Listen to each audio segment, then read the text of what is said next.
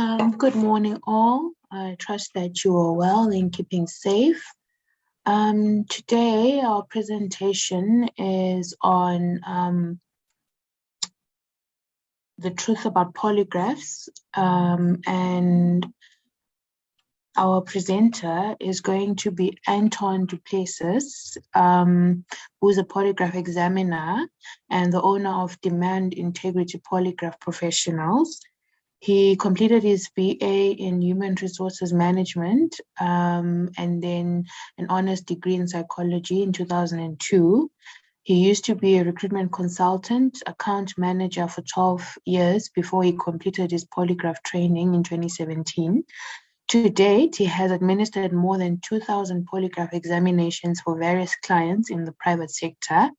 He is the current vice president of PEAI, Polygraph Examiners Association International, and a member of ISOPE, International Society of Polygraph Examiners. So today's topic overview, in the truth about polygraphs, he will discuss the different types of polygraph examinations, their benefits, and how HR professionals can get maximum value from using this powerful investigative tool. I trust that you will enjoy his presentation and trust that you have a lot of information that you take away from this. Thank you very much. Over to you, Anton. Thanks very much, Nosisa, for the introduction. And thanks also very much to Nikki and Candice for allowing me the opportunity to talk about something that I am very passionate about, and that is a polygraph test. Now, I hope I can provide you all with a little bit more insight into what the polygraph is, and most importantly, its practical uses. Now, I've tried to keep these topics as simple as possible without getting into too much technical detail. And obviously, there's a lot more to polygraphs that we can discuss in the next hour. So obviously, if anybody has any questions or any further queries, feel free to contact me. My contact details will be available at the end of the presentation. Now, normally I'm used to talking to people face to face. So I guess this morning it's going to be a bit strange. It feels like I'm talking to myself.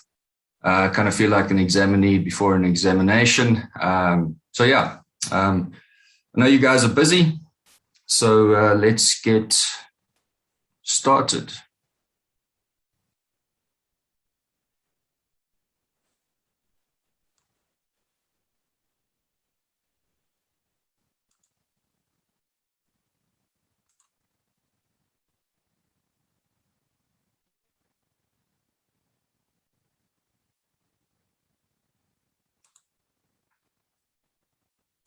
All right, so let's talk about what we're going to be discussing today. I'm just going to explain in very basic terms what a polygraph does, what the minimum requirements are for a valid test. I think it's important for HR and risk managers to know this information. What different types of examinations are there? What are their benefits?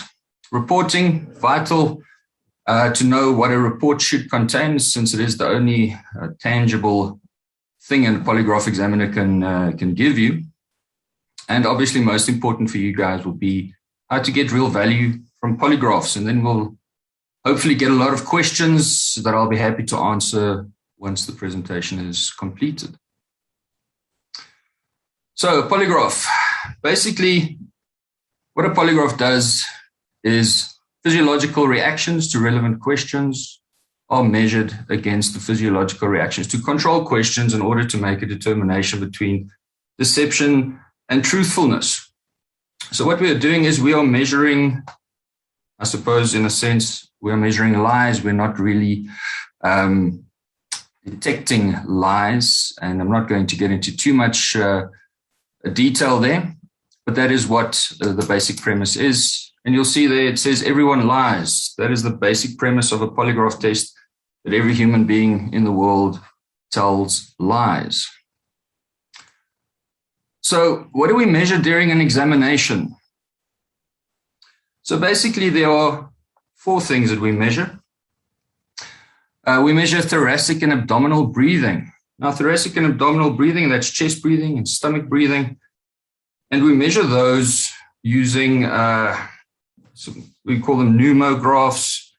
They look like rubberized sort of worms. One gets attached across a person's chest. The other one gets attached to a person's stomach. And like I said, that measures breathing, stomach, and chest breathing. We also measure electrodermal activity. It's called an EDA. Now, an EDA, what it does is it measures skin conductivity. So that means the amount of sweat in your skin. Obviously, if there's more sweat prevalent in your skin, there's more conductivity, less sweat, obviously less conductivity. And that's measured by placing two metal plates on the examinee's, on two fingers on the examinee's hand. We also measure blood flow. It's very basic, the amount of blood flowing through a person's body at any given point in time. And that is measured using a cardio cuff, obviously inflated during the test and attached to the person's upper arm. We also measure lower body movement. Now, that's measured via a seat sensor, which is placed on the seat that the examinee is sitting on during the test.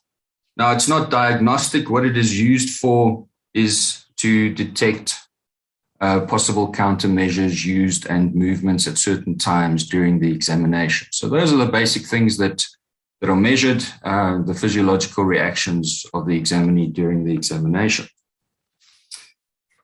Now, I think it's important for you guys to know what the minimum requirements for a valid polygraph test is. This is according to the APA, the American Polygraph Association. So an examiner to conduct a maximum of 5 polygraph examinations in a 24-hour cycle. Okay. The reason for that is 5 polygraph examinations because a polygraph test is quite taxing mentally on an examiner. And, you know, since examiners are human beings, you know, we get tired, and when you get tired, you make mistakes. So the amount of tests that can be administered in a day is limited. Vital here, informed consent must be received prior to the examination. It goes without saying that informed consent must be received from the examinee before an examination can be conducted. And it's important, it's informed consent. So the person's rights are read to them prior to them signing any documentation. It's not just a case of sign and, you know, we'll talk about it later. All sensors or tracings, and these are the tracings related to what is being measured, as I mentioned in the previous slide, must be present during data acquisition. It's a fancy way of saying during the test. While the data is being collected, all those sensors or tracings, as we call them, needs to be visible. Also, the correct validated question technique must be used in accordance with the type of examination. You get a number of different question techniques. Some are more suited to certain circumstances. You will most likely see, you know, we say this in acronyms, AFMGQT and Utah CQT and DLST. Those are all different question techniques. And obviously, an examiner can't make up his own technique. You know, I can't work with the Anton technique that I just designed myself because these techniques are validated and researched for a very long time. A valid scoring technique must be utilized. This is to score the actual tracings on the chart, the information that's gathered during the test itself. Now, you get a number of valid scoring techniques widely used as ESS, ESSM. Some people also use 3-point and some people also use 7-point, but ESSM is the gold standard when it comes to scoring techniques. Also very important, a STIM or an acquaintance test must be conducted prior to data acquisition. So we call this a practice test.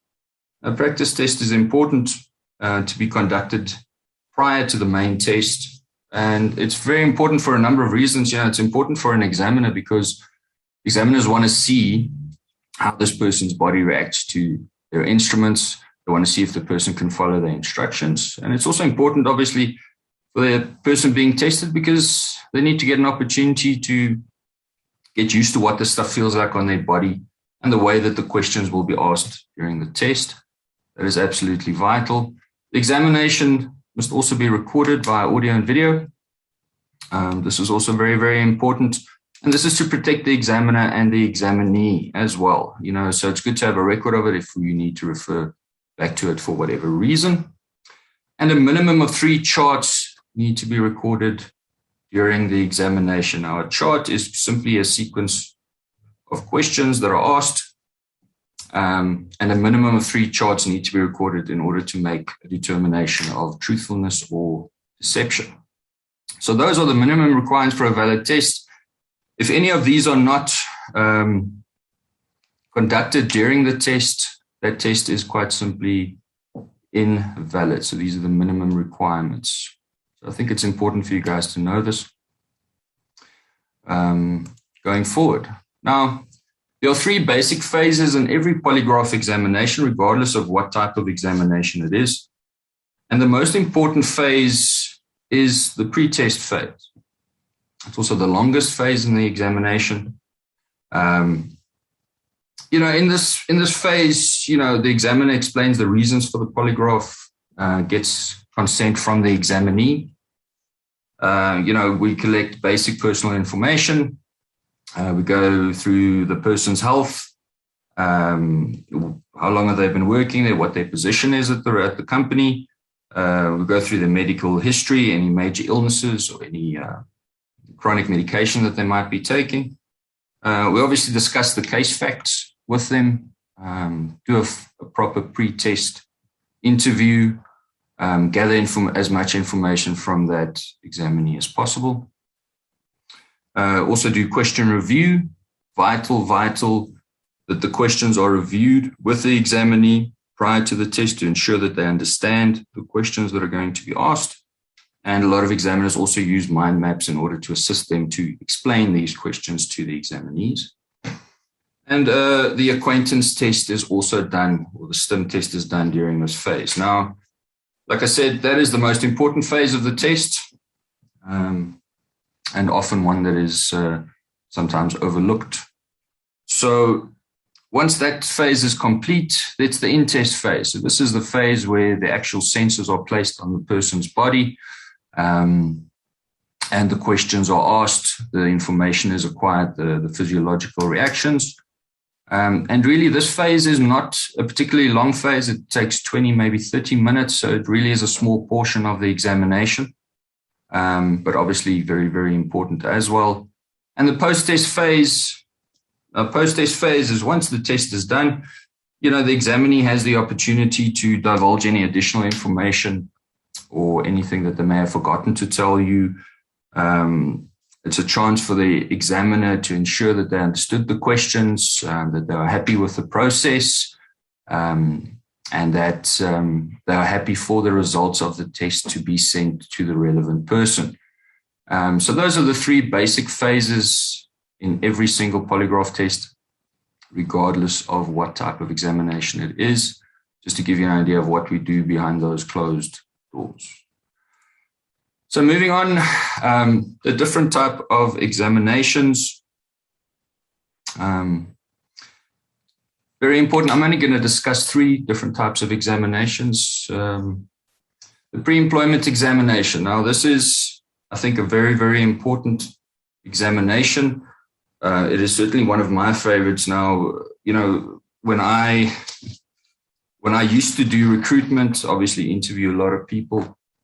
And I'm sure most of you have also thought at certain points while interviewing somebody, I wish there could be a way that I can actually confirm that what this person is telling me is the truth.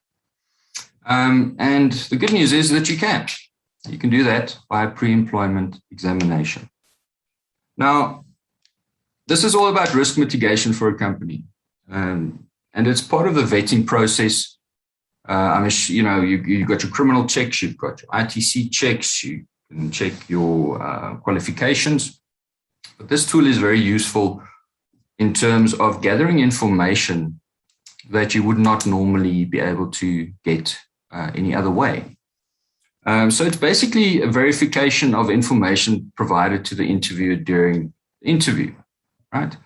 Obviously, during an interview, a lot of questions get asked. People answer these questions, and it's just a way of verifying that what they told you is the truth.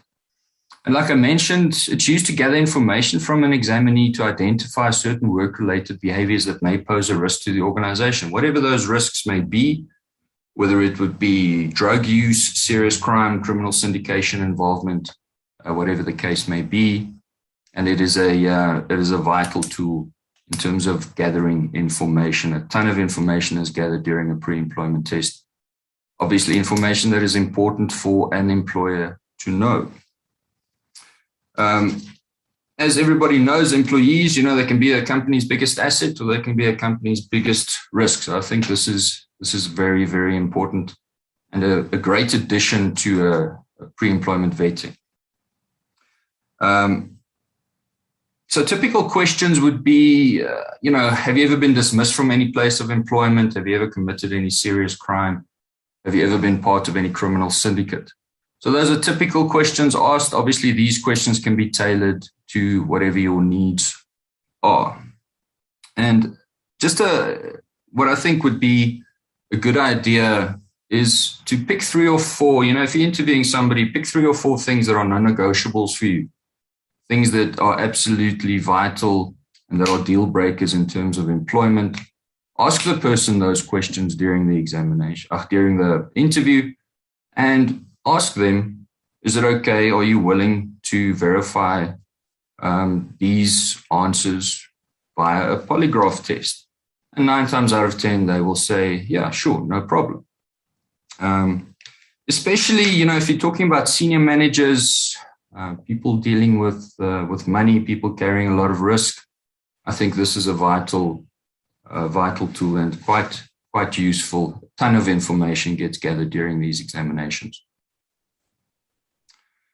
So some of the benefits: verification of information gathered during the interview.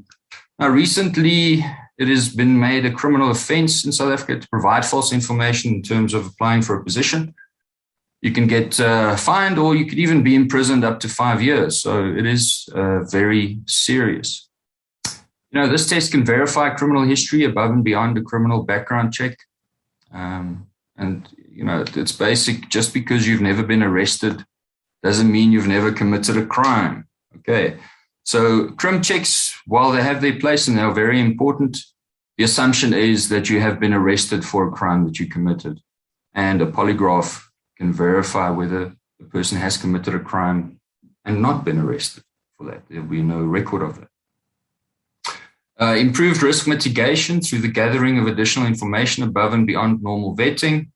Again, valuable information can be gained through this polygraph test. And obviously, employers will be, they will have increased peace of mind prior to the appointment, knowing that they have done everything they can to vet the candidate prior to making a very important decision. Right, so let's move on to incident-specific examinations. Now, these are obviously conducted when something bad has happened in the company. It's not limited to certain incidents. It could be anything, hijacking, theft, fraud, assault, sexual harassment, whatever the case may be. Now, ideally, these examinations are conducted at the beginning or the end of an internal investigation. So it can either provide focus to an investigation, identify possible suspects, or verification of evidence already gathered. I recently completed a project for a client where we started with, I believe, almost 60 possible suspects. And after conducting the polygraph examinations, we were left with 6 suspects. So it's a useful tool in terms of focusing your investigation, knowing where to start. Also, at the end of an investigation, verifying the evidence that's already been gathered during the internal investigation. So if you have information, you believe you have a suspect, this is the evidence that you have. The polygraph is very useful in terms of verifying that information and sort of putting the cherry on top of your investigation so that you know how to continue forward. Obviously, briefings to examiners are vital in these cases. Examiners need to know the full story. If it's a case of theft, who has the keys, who has access, who are the people dealing with money, if it's a case of money theft, whatever the case may be. Any and all information needs to be provided to the examiner in order to give you a very accurate and precise result. The typical questions would include, let's say, for instance, in the case of a theft of a cell phone, and these are testing for involvement. Did you assist anyone to steal the cell phone? Did you steal the cell phone? Did you benefit in any way from theft of the cell phone? And again, these questions are obviously tailored to the specific case. So the benefits of specific incident investigations, they save on time and effort. If your investigator needs to find a place to start, it's a good place to start is after conducting polygraph examinations. Save on time and effort spent in identifying staff members' involvement in the incident. Sorry, let me just get rid of my cat here. It provides direction to the investigation, know where to focus time and attention. It provides backing to internal investigations findings. A lot of information can also be gathered from examinees that may have been overlooked during the examination. Typical things like you can identify which processes were not followed by staff members, certain protocols ignored, what could have led to this incident happening. Very, very important. And it provides peace of mind to staff members removed from the suspect list so they can focus on their duties. I think this is something that's overlooked. It's never nice to work in an environment where there's a big investigation happening and everybody are suspects. And this can help those staff members obviously not involved to sort of feel cleared and continue on with their duties and their work, which is why they are there after all. And then the third type of examination I want to talk about today is periodic examinations. Now, these are typically done every 6 or 12 months. As I mentioned there, it's widely used in the retail and security sectors, especially in the security industry sector, where you have security guards on site at a client. And they're utilized to ensure the company procedures are followed and there's no involvement in illegal activity. So it's basically to keep everybody honest. And these are also very important examinations. So typical questions, generally these questions have a time frame attached to them, sort of from the last time you were tested. In the last 6 months, did you accept any bribes? Did you steal anything from whatever company? Were you involved in any illegal drug activity? Like I said, the possibilities are endless. It depends on what the situation is and what it is that you want to find out. Now, some of the benefits, it's a simple and effective way to verify to clients that your staff on site are trustworthy and that they have your best interests at heart. Typically, when especially security guards, they get tested very often, they take pride in passing their examination. They wear it like a badge of honor. They're very proud of themselves because the boss knows that they are honest and they're doing their job properly.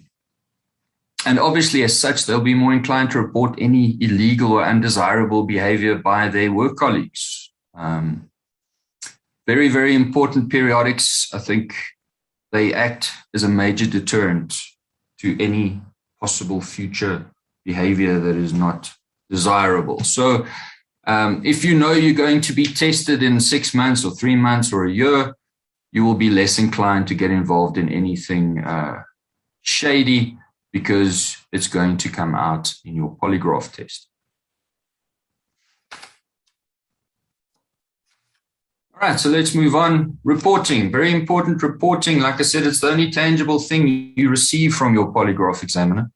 So it has to be absolutely spot on. And report should include, at the very least, the following. The case facts, right? It's important, if I had no idea about this investigation, it was important that if I read a report I'll be able to get a very good idea of what happened, why the polygraph was conducted. So case facts, very important, as received from the client, should be recorded on that report to get the facts straight. The mandate, why the polygraph was administered. What is the mandate of the examiner? The examiner is here to do a polygraph test because of X, Y, and Z. Very important, a full explanation of the pre-test process. Right? So you mentioned in the report, you got the consent, did a health check with the examinee. Examinee was happy to conduct the examination in English or whatever the language of their choice is, using a translator. Any pre-interview notes, also very, very important, possibly the most important part of the report is what did you ask the examinee during pre-test? And what was their answers? What information did they give you? Absolutely vital. The polygraph technique utilized needs to be on the report. Which technique did this person use? Was it the verify technique or was it the Anton technique that he designed last night? Very important. The type of polygraph instrument used, also very important. Make sure that the guys didn't buy a toy polygraph test kit on Takealot or whatever the case may be. What were the questions asked during the examination? That goes without saying. And also very importantly, the examinee's response to those questions. Relevant questions are designed to be answered no. Right. So if that, it has to be made clear in the report that the examinee answered no to those relevant questions, the questions that you want to know. Also important, the scoring technique used. Which scoring technique did the examiner use? Is it a valid technique? And naturally, the result of the examination and any recommendations that the examiner is making. Typically in my reports, my recommendations are that this person should be included in further investigation or excluded in further investigation, whatever the case may be, and whatever the mandate is that the examiner received from the client. Now, in terms of reporting, you'll see these acronyms in the report. You will see NDI, which means no deception indicated, DI, deception indicated. You'll also see NSR, no significant reactions, and SR, significant reactions. Now, the NDI and DI acronyms are used typically in diagnostic tests, specific incidents, investigations, and you might see the NSR and SR used in pre-employment and periodic examinations. They mean exactly the same thing. What you might also see is INC, which is an inconclusive test result. Some tests come back as inconclusive. You will see INC. And you might also see a no opinion on the report, which means the examiner has no opinion on the truthfulness or deception of the examinee. And the reasons for that could be that the examinee didn't want to do the examination. Also, another acronym that you don't really want to see on the report will be PNC, which means purposeful non-cooperation, which means the examinee did not follow the examiner's instructions. That examiner is unable to give you an opinion regarding truthfulness or deception, and that will be in the report. Okay, so just to familiarize yourself with what these things mean. Now, I think the most important thing for HR and also for risk managers is how do you get value out of this? How to get the most value out of a polygraph test. I think a lot of people don't really know when to use a polygraph test. They don't really know what to do with the results. Let's talk about it. Very important, number one then, ensure that you investigate and gather as much information as you can. Okay, so don't call an examiner and say, something just went missing. I want you to come and find out what's going on. You need to conduct an investigation prior to calling the examiner. Ensure that you brief your examiner thoroughly. All right, that is very, very important. Give them all the facts that you can, all the information that you've gathered so far, who the role players are. Remember, polygraph examiners don't work at your premises. We don't know your business. We need to be told who's who, what are your company processes, what are your policies, etc., etc. So make sure the briefing is thorough.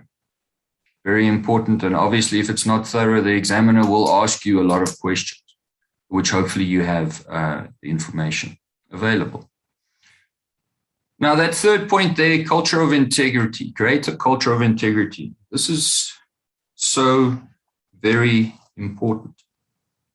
The first question I ask an examinee when they come and sit in front of me is, do you know why you are here for a polygraph test? And it's amazing how many times they simply don't know.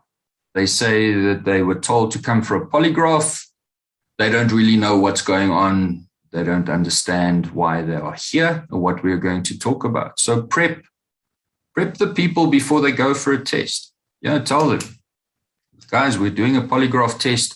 This is the case. This is the situation. Follow the examiner's instructions. He's not here to give you a hard time. Just cooperate, and everything will be fine. So just a briefing to the people being tested. A little bit of information goes a long way. Also, it almost seems to me like management's always, sometimes they're ashamed of a polygraph test. It's sort of, we don't really want to talk about it. Just go into that room for an hour and a half. Nobody talks about it. It's all very secretive, which I'm not really sure why that is. Very important. And naturally, there's a lot of attention on the people who fail the examinations, but there's almost no attention given to people who actually pass the test. A lot of times I speak to people who've been tested previously and they say, yeah, I've done a test before, and I ask what the results are, and they say, oh, I don't know. Nobody told me.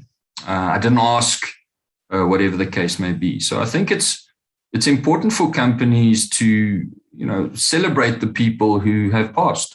They've gone through this process. It's not a very comfortable process. It's an uncomfortable process. It's a high pressure situation. And they've come out and they passed the examination. I actually worked with a company where they make diplomas for the guys who passed the test. They put it up on the windows to say, well done, this guy passed his test. So I think that's all part of creating a culture of integrity and sort of removing any a lot of negative connotations to the polygraph process. Very important, prepare for tough discussions that you're going to have with the examinees, right? I'm sure that's every HR manager's nightmare. You hope everybody passes, but now you have to discuss the test results with the people who failed. And anybody who's utilizing polygraphs on their sites, they will be used to these discussions. Typically, if you had to ask somebody, why did you fail the test? The responses will be, I was nervous, I was scared, the examiner didn't like me, I had a pain in my toe, whatever the case may be. So make sure that you are ready for those discussions. The fact of the matter is, people don't willy-nilly fail polygraph tests. Either they lied or they withheld information or didn't provide all the information that they were able to. And that's the simple fact. There's no random reason why people would fail a polygraph test. And also know what your next step is going to be. What are you going to do with these results? Unfortunately, I can't tell you guys what to do with the results because I'm not an HR manager. It could be giving warnings to people or inform them that they will be under a certain amount of scrutiny going forward, or move them to a different department, whatever the case may be. Make sure that you know what that next step is going to be.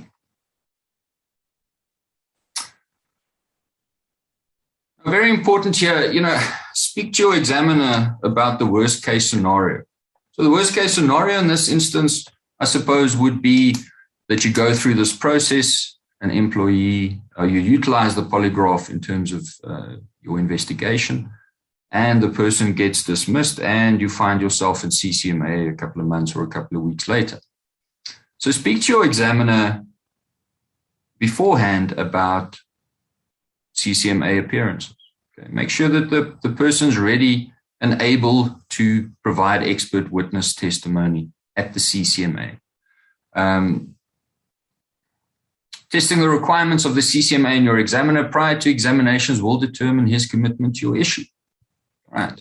So if an examiner says to you, yeah, sure, I will come to CCMA and I'll present my findings, and I'll explain what I did in the test and how it all works, then you know, okay, perfect. This person is willing to see it through and willing to spend his or her time in assisting you with that issue. Now, very important here, perform due diligence on your polygraph examiner. Now, unfortunately, just like any industry, you get good examiners and you get bad examiners. Since the examiner industry is not regulated, you get some people out there that don't follow a good practice. They'll do 8 tests before lunchtime or whatever the case may be. So it's important that you perform due diligence. In terms of the information I provided you earlier, ask them these questions. What technique do you use? How many tests do you do a day? How long can I wait for your reports? Ask them about their experience. What scoring techniques they use. And as I mentioned, the examiners love talking about polygraphs, and that's true. Examiners do love talking about polygraph tests. And it's important that you trust your examiner. It's absolutely vital. Trust the examiner, trust that the process is completed thoroughly, properly, and trust the results. Okay, so don't, a lot of times it happens that the results are out and the client's on the phone with the examiner saying, are you sure that this guy failed because of X, Y, and Z? It just doesn't make any sense. And that really is, it's not ideal. So it's important that you vet your examiner. If you're going to unleash this person on your staff, make sure that he or she is trained properly, belongs to an association.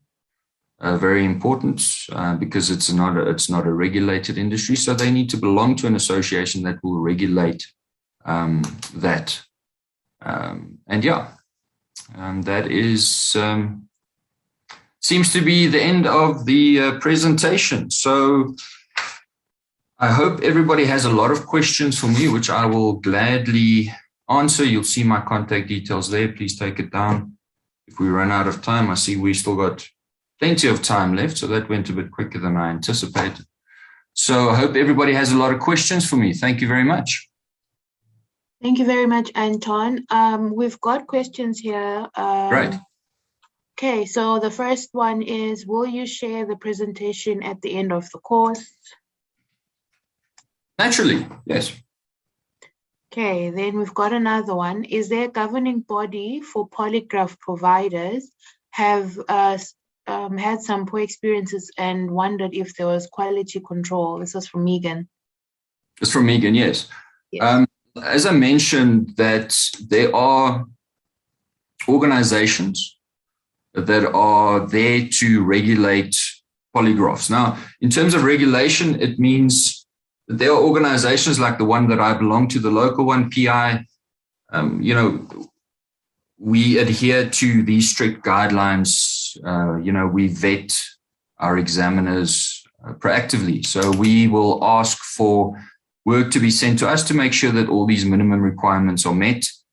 It's also important for clients because, let's say, for instance, if you've had a bad experience with an examiner, there needs to be somebody that you can talk to and say, listen, these are the allegations against this person, whatever the case may be.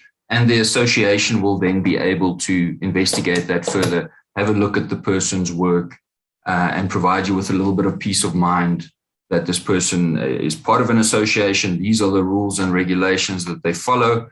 and that they are not a sort of a fly-by-night chancer doing polygraph tests. So yes, there are various associations across the country that examiners should belong to.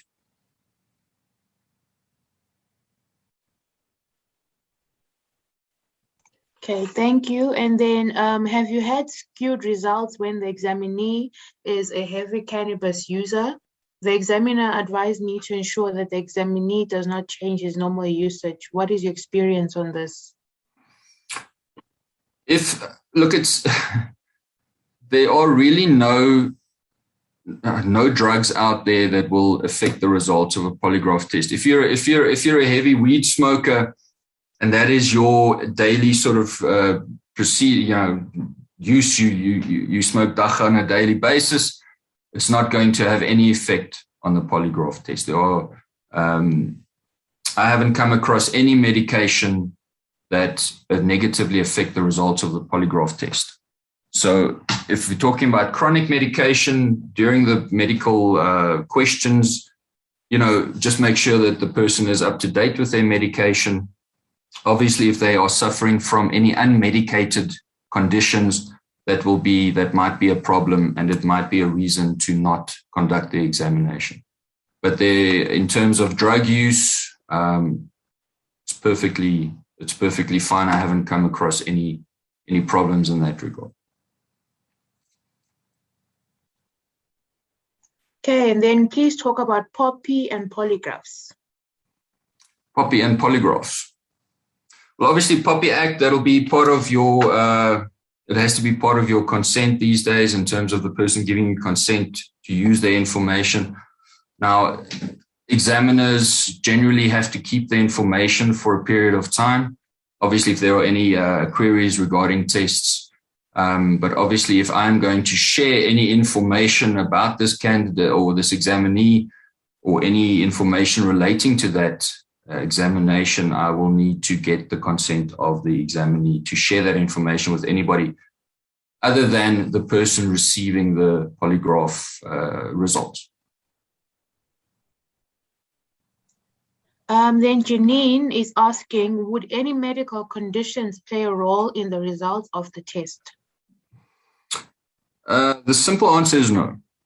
Like I said, I haven't come across any medical conditions.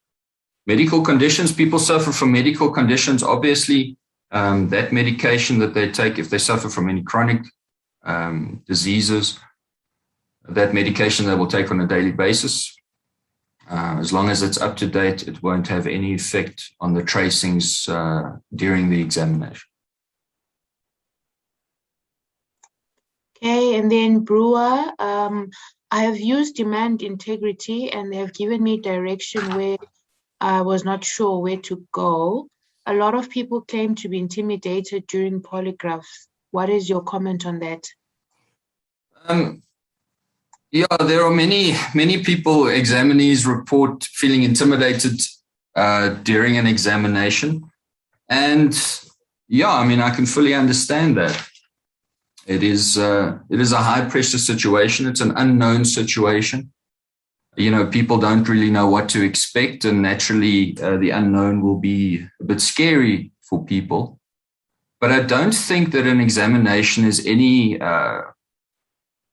more stressful than any normal process that people go through during their work life. You have got job interviews are stressful, hearings are stressful, performance appraisals are stressful. So I don't think that this is any different to any other stressful situation that an employee is placed in on a general basis. Okay, then Jason Bell says, not sure if this is only a TV thing, but you hear polygraphs are not admissible court evidence. Is this the case in South Africa? And if so, how can it be used as a tool for dismissal or disciplinary under HR? Under HR.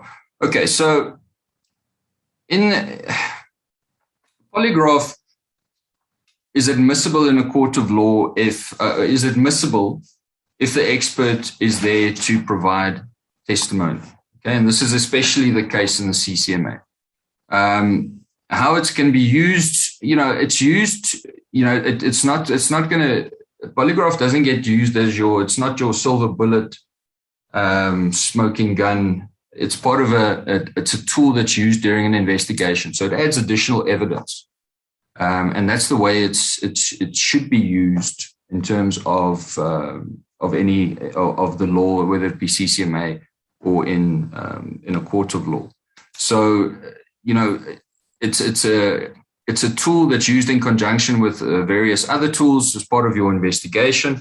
And that's the way it should be presented. If it's presented as evidence, it is absolutely vital that the person who conducted the test is the person who is giving testimony should it come before the CCMA. I hope that answers his question. Okay, I think this one might be a bit similar. Is a polygraph alone sufficient proof of guilt? No, a polygraph does not. We don't deal in guilt and innocence. Those are terms that polygraph examiners don't use. We use truthfulness or deception. We are not a court of law. We're not judges. We don't decide on guilt or innocence. We simply report on truthfulness or deception. And no, a polygraph test in itself is not a basis to dismiss somebody. If you go down that road, that's your decision to make. If you're happy to go to CCMA, and I also add this into my reports to say that it is not a polygraph result in itself, by itself, cannot be used to dismiss somebody or open a criminal case or take any action against that person. Okay, and then Brewer again asks, will the anxiousness of a polygraph influence the result? No, emphatically no. And that is one of the things that you will hear from an examinee who failed an examination is that I was nervous. And it's also one of the first things that an examiner should cover during a test is to say, if you are nervous, it's perfectly normal. Every single person is nervous before a polygraph test, whether it's your first test, your 10th test, your 100th test. It does not affect the results of the examination. If that was the case, nobody would ever pass the test. Okay, then that comes to the next question. How accurate is the result of the polygraph examination? Look, if a polygraph is administered following the minimum requirements by an qualified examiner with as much information as they can possibly gain, the polygraph result is at least, it's up to 95% accurate. And is the polygraph examination process invasive to the examinee? No, it's not invasive. I mean, we discussed the sensors that are placed on the person's body. There's nothing that goes into a person or I don't believe it's very invasive. I think a COVID test is probably more invasive than a polygraph test. So there's, I don't think it's invasive. These things don't hurt you. The only thing that an examinee will feel is the cardio cuff when it's tight around their arm. I'm sure everybody's had their blood pressure taken before in their lives. It's exactly what it feels like. So there will be some numbness in the arm, maybe some mild discomfort, but other than that, it really is not an invasive process to the person's body. Okay, and what constitutes a good polygraph question? What constitutes a good polygraph question? And our polygraph questions, a lot of people give examiners questions that they would like the examiner to ask. A good polygraph question is very straightforward. It's to the point. It's covering one central idea. For instance, did you steal the cell phone?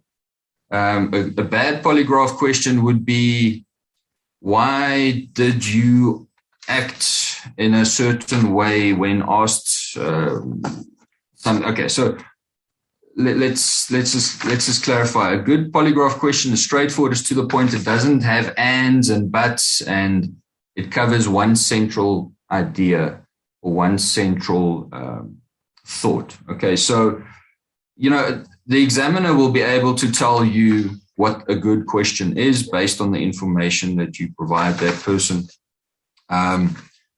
More information, better questions, more accurate results, more more usable management information. And just on a note here, an examiner can ask a maximum of 4 relevant questions during an examination. Okay, so if your examiner tells you I'll ask you 5 or 6 questions, not true. There's no technique in polygraph that has more than 4 relevant questions. Okay, and I think this is also in everyone's mind. How expensive is a polygraph examination? Polygraph tests, they vary quite significantly in price, but they sort of, you would expect to pay somewhere between 700 and 900 Rand for an examination. I think that's sort of the average price. So yeah, that'll give you an idea of how much you can expect to pay for a polygraph test. Okay, and then can you cheat a polygraph examination or alter the readings in any way? So we've been on the internet and you find that they say put a pin under your foot or put a pin in your mouth, and then that'll calm your nerves. So can you cheat it? The simple answer is no, you can't cheat a polygraph test. Look, everybody knows the drawing pin in the shoe trick. And apparently there are some places in South Africa where you can actually pay somebody and they'll train you on how to beat a polygraph test. But the simple answer to that is no. And I go back to what we discussed in the beginning with the motion sensor, which is basically used to detect any use of we call it countermeasures, ways in which an examinee might be attempting to alter the results of the test or alter the readings. Now, an experienced examiner will very quickly pick up on any movement, whether it's flexing your arm on the cuff, or whether it's moving your foot, or whether it's deep breathing when you answer the question, or whether it's movement when you answer the question. So an experienced examiner will very, very easily see those attempts. And what an examiner will typically do is end the examination and provide a report to the client saying purposeful non-cooperation. So it is very, very difficult to cheat a polygraph test. If you're going to try and alter those readings, it will be picked up immediately, and the examiner will obviously end the examination. So the short answer, even though I've given you the long one, is no. Okay, and what do you typically need so what does the examiner need for a polygraph examination? We don't need much. We need a private room with at least 2 chairs and a table. The least amount of noise possible. We need a proper briefing from the client. We need obviously an examinee. And, a cup of coffee would be nice as well if that is available. And how long can I expect to wait before I receive the reports? I send my reports out the same day, but you shouldn't have to wait more than 48 hours for a polygraph for the formal report. Okay, I don't know if anyone else has any questions, but I think that's also it from my side. Thank you very much, Anton. We'll just give everyone a minute to give any questions should they have any more. Great.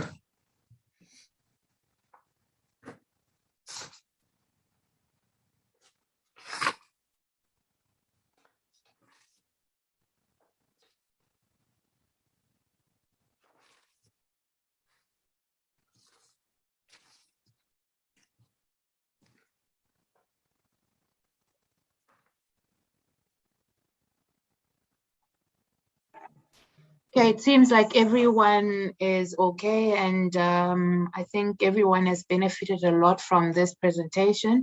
Thank you very much for the time with us. Thank you very much for the knowledge. I think to everyone, enjoy your day and keep safe. Thanks very much. Keep well. Thank you. Thanks. Bye. Bye-bye.